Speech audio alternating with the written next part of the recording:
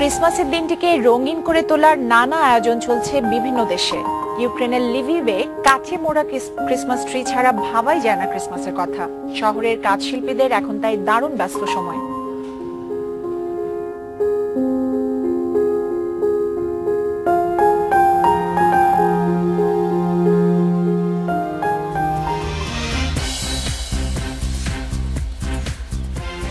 এই এক ঘন্টা আপনাদের সঙ্গে আছে আমি খালেদ মুহিউদ্দিন। সবশেষে খবর, আলোচনা বিশ্লেষণ নিয়ে থাকছি আমি কাজী মোহন, আর খেলার আনন্দ হতাশার খবর নিয়ে থাকছি আমি অনুপম দে। তবে আগে জানিয়ে দিচ্ছি শিরোনাম। সংসদীয় গণতন্ত্রের রাষ্ট্রপতির নামমাত্র 15 জানুয়ারির মধ্যে বিধি করার নির্দেশ আপিল বিভাগের।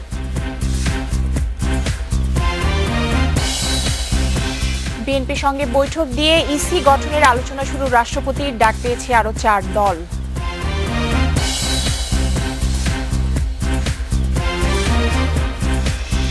ব্যালন ডিওর ঘোষণা আজ রাতেই, 3 তারকার লড়াইয়ে এগিয়ে ক্রিস্টিয়ানো রোনালদো।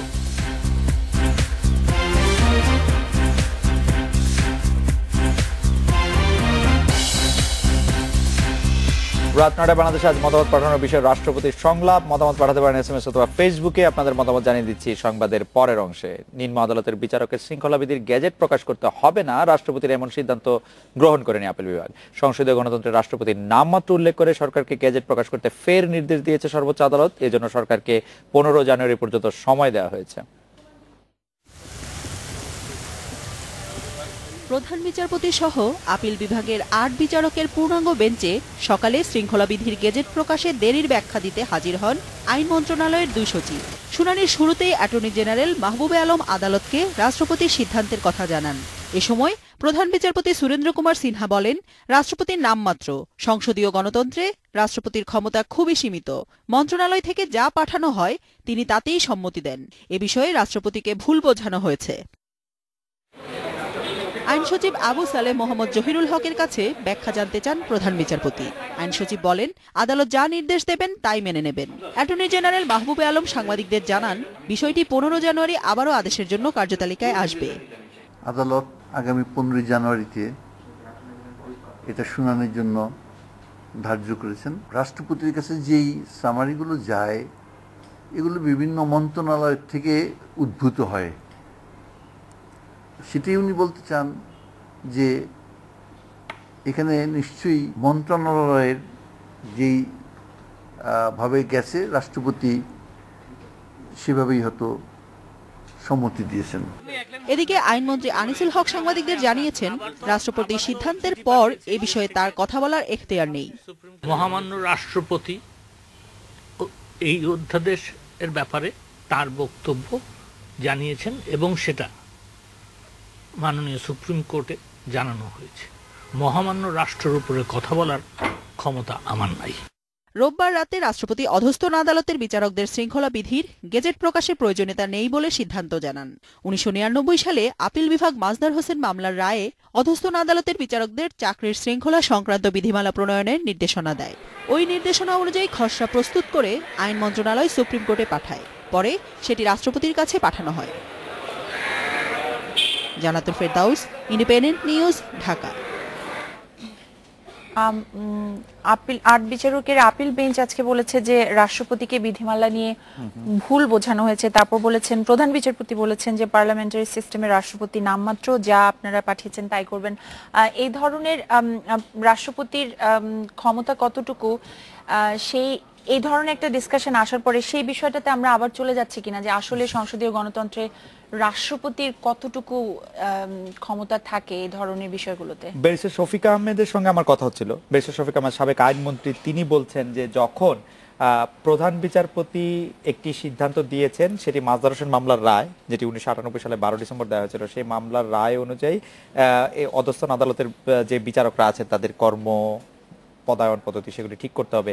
সেটি যখন গেজেট করার কথা বলা হয়েছে, সেটি আইন মন্ত্রণালয় সেটি গেজেট করবেন, করে সুপ্রিম কোর্টে পাঠাবেন। সুপ্রিম কোর্টে পাঠানোর পরে সেটি আবার আইন মন্ত্রণালয় আসবে, সেটি আবার নোট ভার্বাল হিসেবে প্রধানমন্ত্রীর কাছে যাবে। প্রধানমন্ত্রী যদি সেটিকে উপযুক্ত মনে করেন তবে সেটিকে আবার রাষ্ট্রপতির কাছে পাঠাবেন। সেখানে রাষ্ট্রপতির সাইন করা ছাড়া রাষ্ট্রপতির আর অন্য কোনো সিদ্ধান্ত দেওয়ার কোনো সুযোগ নেই।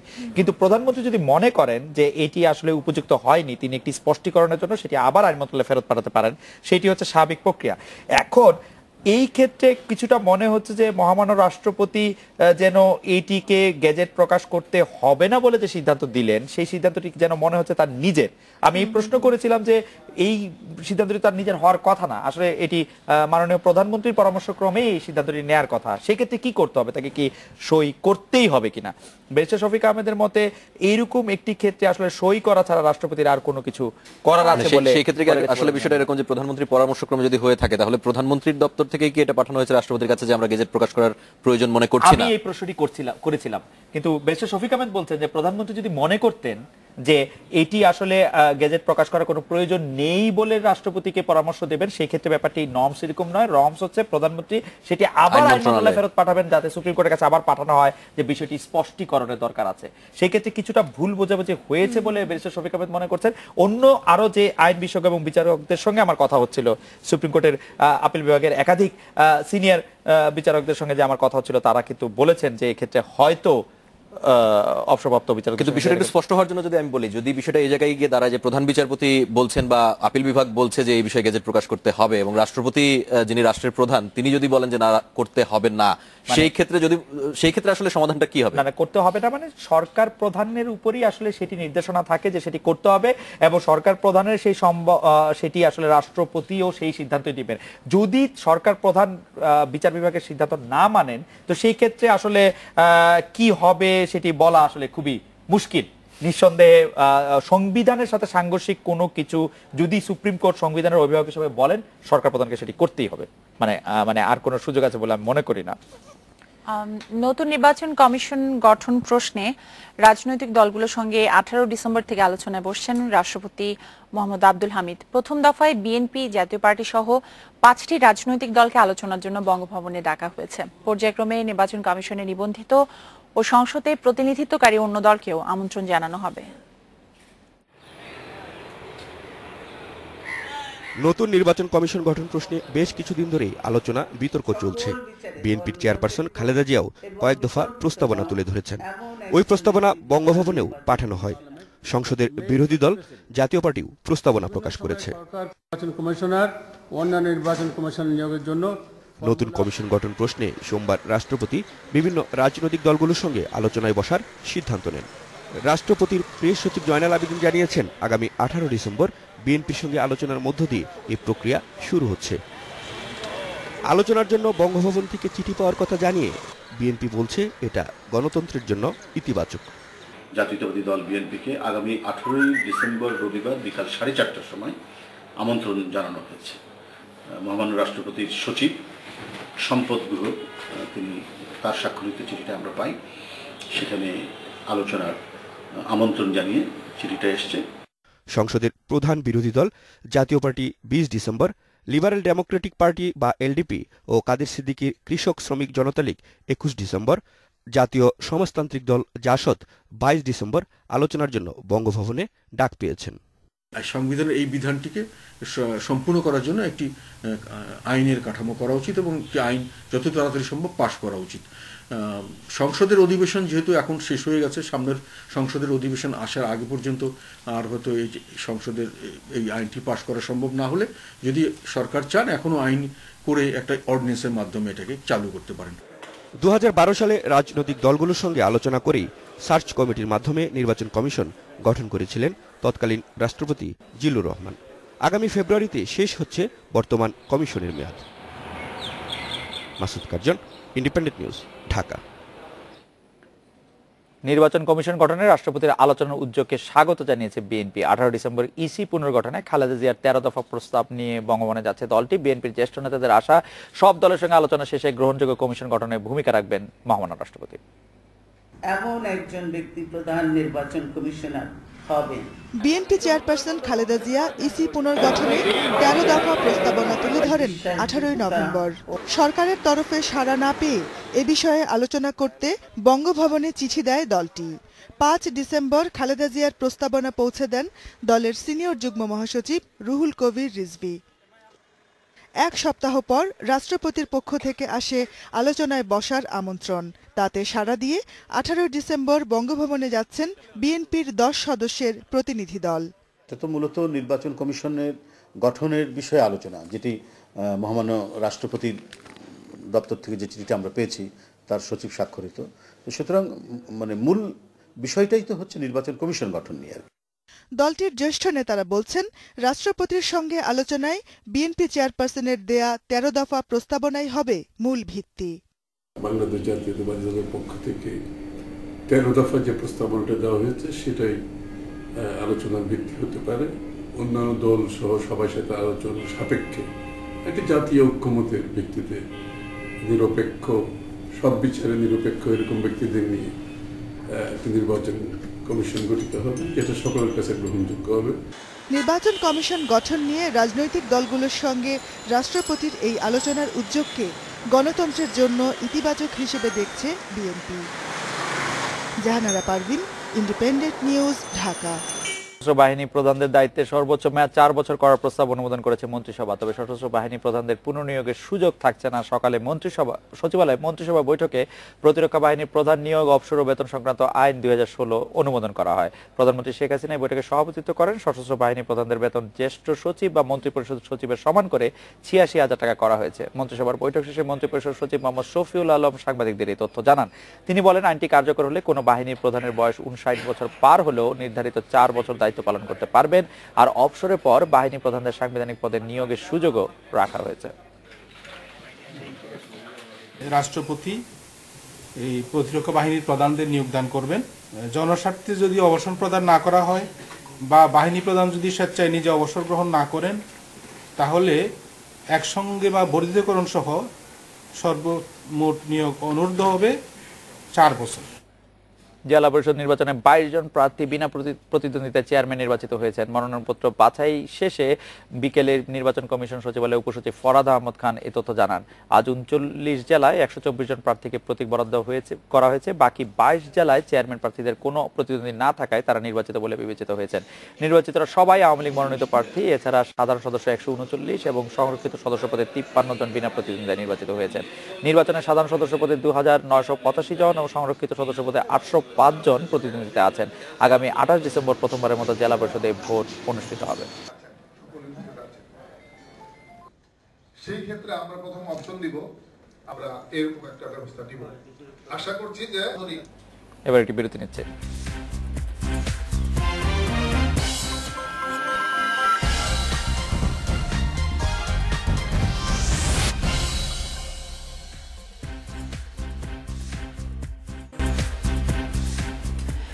রাত 9:20 ফিরে এলাম। ফেনী শহরে এক প্রবাসীর স্ত্রী ও 2 সন্তানের মরদেহ উদ্ধার করা হয়েছে। পশ্চিম উকিলপাড়ার একটি ভাড়া বাসা থেকে তাদের মরদেহ উদ্ধার করে পুলিশ। পুলিশ জানায়, সন্ধ্যায় এক প্রতিবেশী তাদেরকে সাড়া না পেয়ে ভেতরে ঢোকেন। পরে খাটের উপর মর্জিনা আক্তার মুক্তা, তার মেয়ে 8 বছরের তাসনিম আহমেদ ও 5 বছরের ছেলে মহিনের মরদেহ পড়ে থাকতে দেখা যায়। মা ও মেয়ের গলায় গামছা এবং ছেলের গলায় মোবাইল ফোনের তার পেঁচানো ছিল। ময়নাতদন্তের জন্য মৃতদেহ মর্গে পাঠিয়েছে পুলিশ। মৃত্যু রহস্য উদ্ঘাটনে শুরু হয়েছে তদন্ত। মুক্তার স্বামী তারেক আহমেদ ইতালিতে আছেন।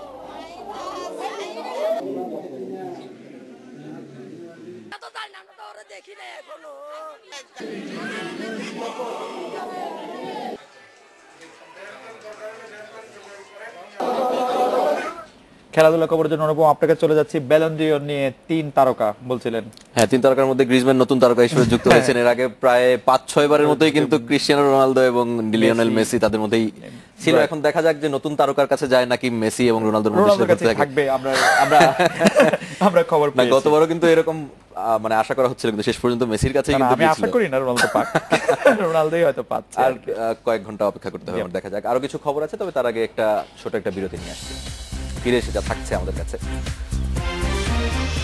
ইউএফা চ্যাম্পিয়ন্স লিগের নকআউট পর্বের ড্র, বার্সার সামনে পিএসজি, রিয়ালের প্রতিপক্ষ নাপোলি।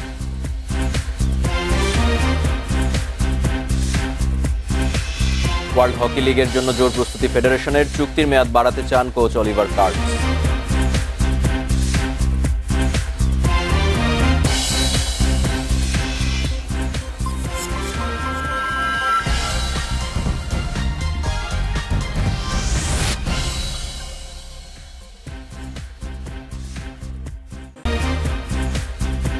রাত 9:29 ফিরে এলাম রাত 9টায় বাংলাদেশে। লিওনেল মেসির ষষ্ঠ নাকি ক্রিস্টিয়ানো রোনালদোর চতুর্থ, রাতে জানা যাবে কার হাতে উঠছে ব্যালন ডিওর পুরস্কার। এই দুজনের সঙ্গে আছেন আতোয়া গ্রিজমান। 2010 সাল থেকে ফিফার সঙ্গে এক হয়ে ফ্রান্স ফুটবল ম্যাগাজিন এই পুরস্কার দিয়ে আসছিল, কিন্তু এই বছর থেকে আলাদা করে FIFA world player of the year এবং ব্যালন ডিওর দেয়া হবে। লড়াইয়ে এগিয়ে আছেন রোনালদো। রিয়াল মাদ্রিদকে ইউএফা চ্যাম্পিয়ন্স লিগ জেতানোর পাশাপাশি ইউরো চ্যাম্পিয়নশিপে পর্তুগালকে প্রথমবারের মতো শিরোপা জেতান রোনালদো। 5 বারের বর্ষসেরা মেসি বার্সেলোনাকে কোপা দেল রে ও লা লিগা জয়ে গুরুত্বপূর্ণ ভূমিকা রাখেন। এছাড়া কোপা আমেরিকার ফাইনালে আর্জেন্টিনাকে ফাইনাল নিয়েছিলেন মেসি। এদিকে প্রথমবারের মতো 3 জনের সংক্ষিপ্ত তালিকায় এসেছেন ফরাসি তারকা গ্রিজমান। আমেরিকার ফাইনালে আর্জেন্টিনাকে ফাইনাল নিয়েছিলেন মেসি। এদিকে প্রথমবারের মতো 3 জনের সংক্ষিপ্ত তালিকায় এসেছেন ফরাসি তারকা গ্রিজমান। ইউএফা চ্যাম্পিয়ন্স লিগে গ্রুপ পর্ব শেষ, নকআউটের জমাট লড়াইয়ের অপেক্ষা। রাউন্ড অফ 16-এ ড্র হয়েছে, আবারও নিয়মিত প্রতিপক্ষ বায়ার্ন মিউনিখকে পেয়েছে আর্সেনাল। বার্সেলোনার সামনে পড়েছে পিএসজি। চ্যাম্পিয়ন রিয়াল মাদ্রিদ লড়বে নাপোলির সঙ্গে। বায়ার্ন মিউনিখ চ্যাম্পিয়ন্স লিগে আর্সেনালের পরিচিত শত্রু। গেল আসরে গ্রুপ পর্বে মুখোমুখি হয়েছিল দুই দল। রাউন্ড অফ 16-এ দেখা হয়েছিল 2012-13 ও 13-14 মৌসুমে। দুবারই বিদায় নিয়েছিল গানাররা। ইউরোপ সেরার মঞ্চে ওয়েঙ্গারের দলের সামনে আবারও বায়ার্ন চ্যালেঞ্জ। একই দশা বার্সেলোনা আর পিএসজি।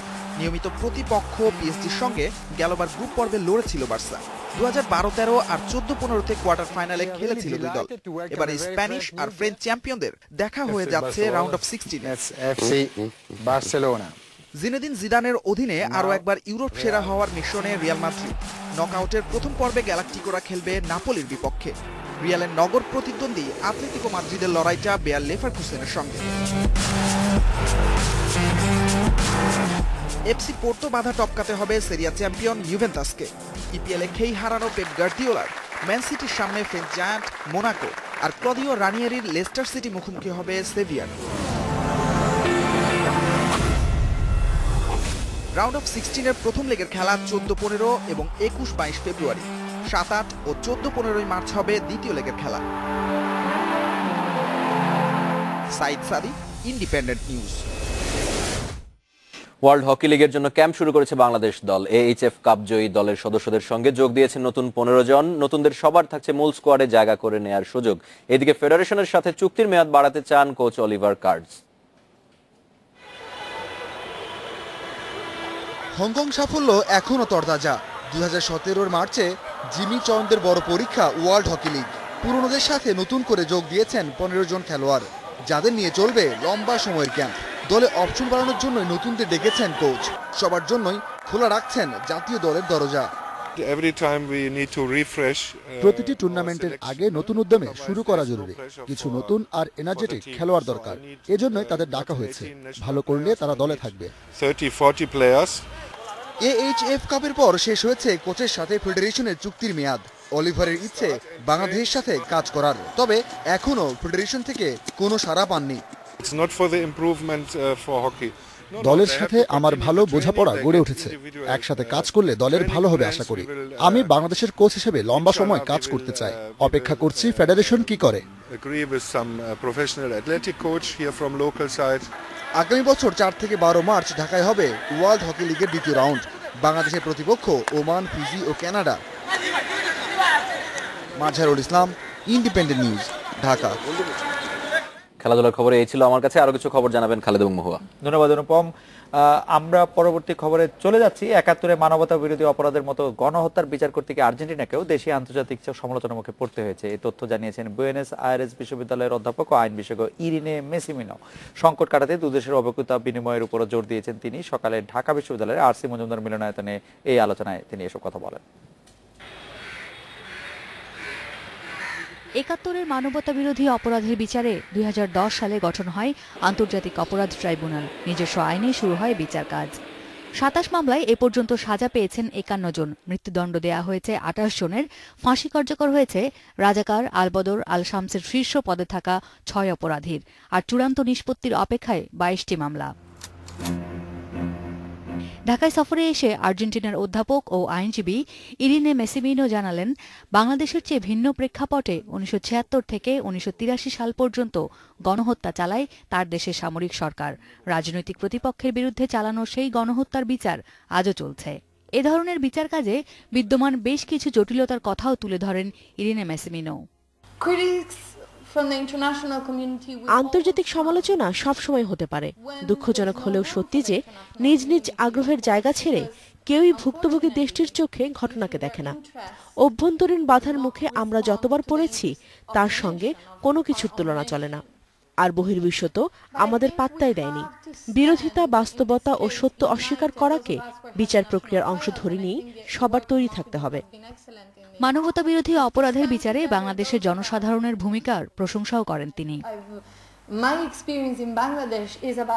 যুদ্ধ, গণহত্যা ও তার বিচার নিয়ে গবেষণা করতে গিয়ে আমি দেখেছি, সঠিক বিচার পেতে করণীয় জানতে সবসময় উদ্গ্রীব ছিলেন আপনারা। আর ভুক্তভোগীদের জন্য এটা ছিল প্রতিদিনের চাওয়া। প্রক্রিয়াগত দিক দিয়ে এই বিচার বেশ জটিল। তারপরও এদেশের মানুষ যে সহনশীলতা নিয়ে নানা চ্যালেঞ্জ মোকাবিলা করেছে তা সত্যি প্রশংসনীয়। আর্জেন্টিনা ও বাংলাদেশের মধ্যে ভিন্নতা যেমন আছে, তেমনি মিলও আছে অনেক। আইনের খুঁটিনাটি অনেক বিষয় আছে যেগুলোর আন্তর্জাতিকভাবে গ্রহণযোগ্য সংজ্ঞা ও ব্যাখ্যা তৈরি করতে হয়েছে আমাদের ট্রাইব্যুনালকে। আমরা প্রমাণ করতে পেরেছি দেশি ট্রাইব্যুনালে গণহত্যা বা যুদ্ধাপরাধের আন্তর্জাতিক মানের বিচার করা সম্ভব। গণহত্যার ভয়াবহতা সংখ্যায় নিরূপণ অসম্ভব। এতে ধ্বংস হয়ে যায় সমাজ ব্যবস্থা, জাতীয় কাঠামো। তাই এর বিচারের কোনো বিকল্প থাকতে পারে না বলে মত দেন আলোচকরা। Asma Meta, Independent News, Dhaka. একটা বিরতি নিচ্ছে।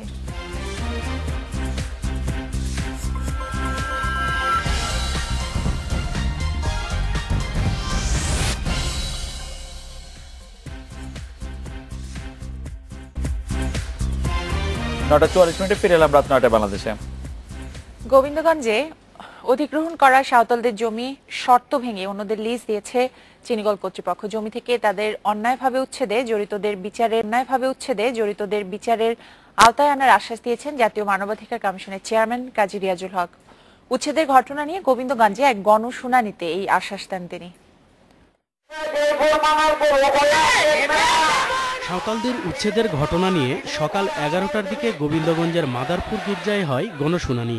মানবাধিকার কমিশনের চেয়ারম্যানের কাছে হামলা, উচ্ছেদ ও বাড়িঘর জ্বালিয়ে দেওয়ার কথা তুলে ধরেন ক্ষতিগ্রস্তরা। ভুক্তভোগীরা অভিযোগ করেন, উচ্চ আদালতের নির্দেশের পরেও স্বাভাবিক চলাচল করতে পারছেন না তারা। এলাকার প্রভাবশালীদের কারণে জীবনযাত্রা ব্যাহত হচ্ছে বলেও তারা জানান। আমাদেরকে ছাতাল মাতাল করে গাল দিচ্ছে, বলতেছে কি ছাতাল আমাদেরকে কেস করাই দিছে আর আমাদেরকে বাড়িতে থাকতে দিচ্ছে না, আমাদেরকে অত্যাচার করতেছে।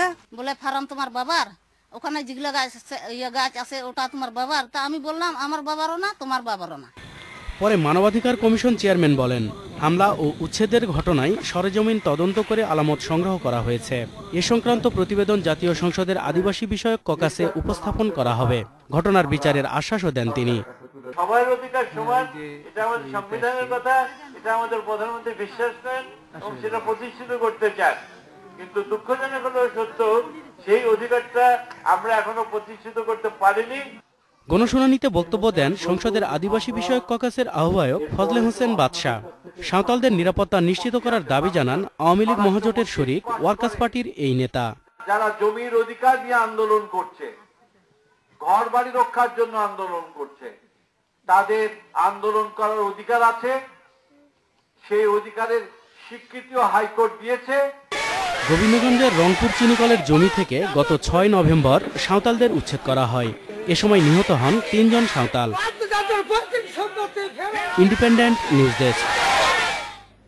এদিকে গোবিন্দগঞ্জে উচ্ছেদের ঘটনায় তদন্ত কমিটি করার আদেশে সাঁওতালদের বাঙালি দুষ্কৃতিকারী বলায় হাইকোর্টে হাজির হয়ে নিঃশর্ত ক্ষমা চেয়েছেন গাইবান্ধার জেলা প্রশাসক। একই শব্দের জন্য গাইবান্ধা পুলিশের বিশেষ শাখার সুপারকেও তলব করেছে আদালত। এসপিকে 2 জানুয়ারি হাইকোর্টে হাজির হয়ে ব্যাখ্যা দিতে বলা হয়েছে। বিচারপতি ওবায়দুল হাসান ও বিচারপতি কৃষ্ণা দেবনাথের বেঞ্চ এই আদেশ দেয়।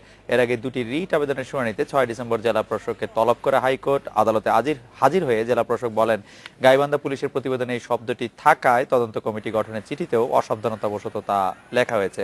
পুলিশের বিশেষ শাখার প্রতিবেদনে ওই শব্দ থাকায় সংশ্লিষ্ট সুপারকে তলব করে আদালত।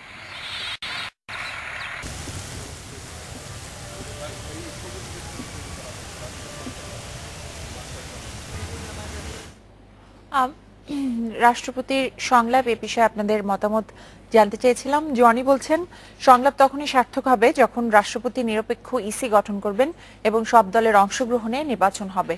একান্ত বলছেন, রাজনৈতিক দলগুলো গুণগত পরিবর্তন না এলে রাষ্ট্রপতির সংলাপে কোনো কাজ হবে না। জিহাদ বলছেন, রাষ্ট্রপতি একটি নিরপেক্ষ নির্বাচন কমিশন গঠন করুন যেন আগামী সংসদ নির্বাচন নিরপেক্ষ হয়। আরিফ বলছেন, অবৈধ হোক আর বৈধ হোক উনি এখন রাষ্ট্রপতি, সুতরাং তিনি যা চাইবেন তাই হবে। আহমেদ বলছেন, শুধু উচ্চ আশা শূন্যবাণী আর কথার ফুলঝুরি ছাড়া এই সংলাপে যে কিছুই না সেটা আগেই জাতি বুঝেছে।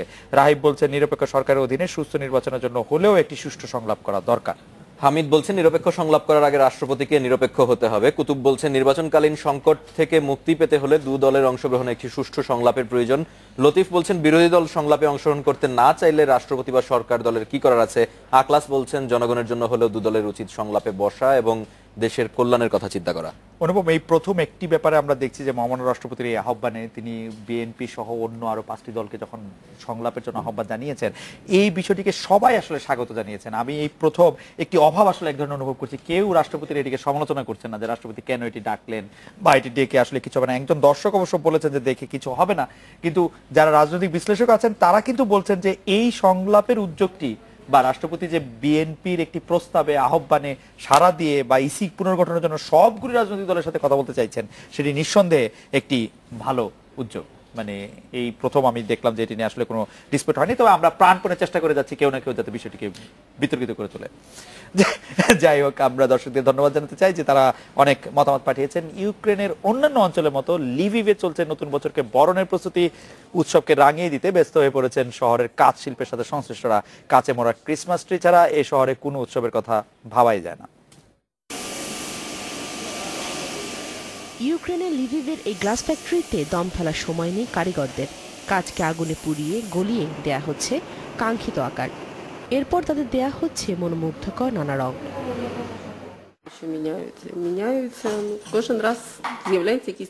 প্রতি বছরই একটি নতুন রঙের চল থাকে, কখনো সোনালী, কখনো বা সাদা লাল বা অন্য কিছু। আন্তর্জাতিক অঙ্গনে যা যখন জনপ্রিয় আমরা তাই নিয়ে কাজ করি, যাতে অন্যদের সাথে আমাদের আনন্দ ভাগ করে নিতে পারি। হাতে তৈরি এসব কাচের বল দিয়ে নতুন বছরকে বরণের প্রচলন প্রায় 70 বছর আগের। ঐতিহ্য রক্ষার পাশাপাশি দেশ বিদেশে সবার কাছে যাতে উৎসবের আনন্দ ছড়িয়ে যায় সে খেয়ালটিও রাখা হয়। কাচের সাজসজ্জা সবসময় মর্যাদাপূর্ণ, বিশেষ করে যখন তা হাতে সাজানো হয়, আর এতে অনেক চমকপ্রদ বিষয় যুক্ত থাকে, যেমন বরফকুচি, প্রজাপতি ইত্যাদি। প্রতি বছরই আমাদের কাছে রূপকথার মতো মনে হয়। কারখানায় প্রতিদিন প্রায় 500 কাচের বল তৈরি করছেন কারিগররা। তুলির আঁচড় কেটে রং বেরঙের কাচের এসব বলে যোগ করা হচ্ছে ভিন্ন মাত্রা।